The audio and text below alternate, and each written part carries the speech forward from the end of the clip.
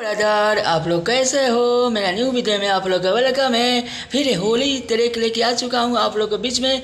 जो भाई मेरे गाना को सुनते हो तो लाइक कीजिए, कमेंट कीजिए, सब्सक्राइब करना भूले, अधिक से अधिक शेयर कीजिए ताकि भाई को चैनल पर नोटिफिकेशन मिल सके। और आप लोग सब्सक्राइब करना भूले, लाइक कीजिए, कमेंट कीजिए। यह एक होली ट्रैक है, टुनटुन यादव के ट्रैक पर लिखा हुआ सॉन्ग है। यह गुलाल जो नया न्यू गाना आया है, टुनटुन यादव के उसी तरह पर लिखा हुआ सॉन्ग है। आप लोग इस गाना को लाइन बाय लाइन सुनिएगा और भाई के लिए लाइक कीजिएगा, कमेंट कीजिएगा। जहाँ भी गलती हो तो माफ़ कीजिए लो हमको। और आप लोग इस गाना को लाइन बाय लाइन सुनाते हैं। मस्त लगे तो भाई के लिए एक तो लाइक ज़रूर बनता है। चलिए। अशोक के होलिया सुना सुना लागता उदास हो, अशोक के होलिया सुना सुना लागता उदास हो।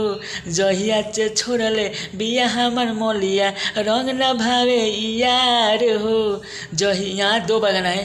अशोक के होलिया सुना सुना लागता उदास हो। जहिया से छोड़ले बिया हमर मोलिया रंग न भावे यार हो। जहिया से छोड़ले बिया हमर मोलिया रंग न भावे यार हो।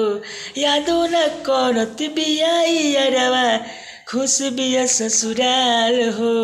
जहिया से छोड़ले बिया हमर मोलिया रंग न भावे यार हो। जहिया से छोड़ले बिया हमर मोलिया रंग न भावे यार हो। यह गाना को ट्रैक बनवा के आप लोग गाइएगा, जो गाएगा भाई लोग। तो ये टुनटुन यादव के ट्रैक पर लिखा हुआ सॉन्ग है। अशोक के होलिया सुना सुना लागता उदास हो। जहिया से छोड़ले बिया हमर मोलिया रंग न भावे यार हो। यह मुखरा है।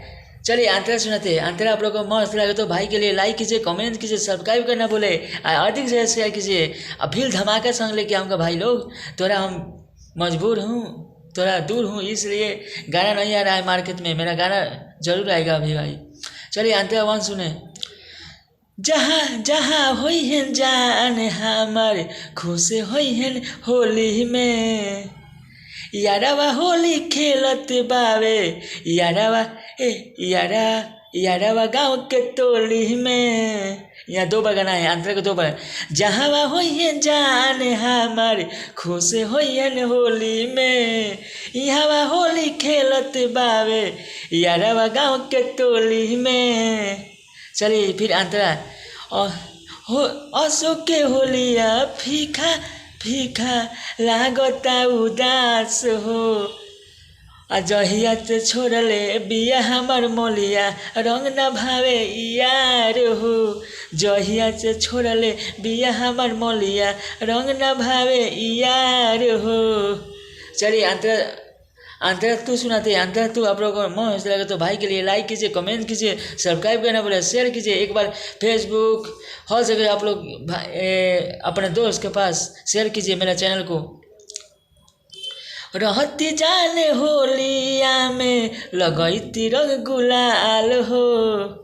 बबलू बिजोड़ संगे बारी परदेश हो। यहाँ दो बगाना है। रहती जाने होलिया में लगैती रंग गुलाल हो।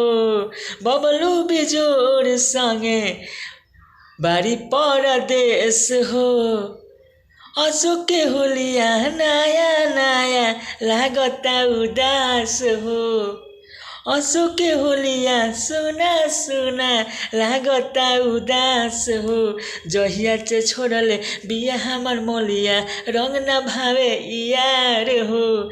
जहिया से छोड़ले बिया हमर मोलिया रंग न भावे यार हो। चलिए अगले वीडियो में आप लोग को वेलकम रहेगा। फिर धमाका सॉन्ग लेके आऊँगा। अब होली नहीं लेके आऊँगा, चैता का गीत लेके आऊँगा और ऑर्केस्ट्रा सॉन्ग लेके आऊँगा, लगन का गीत लेके आऊँगा। चलिए अगले वीडियो में वेलकम है।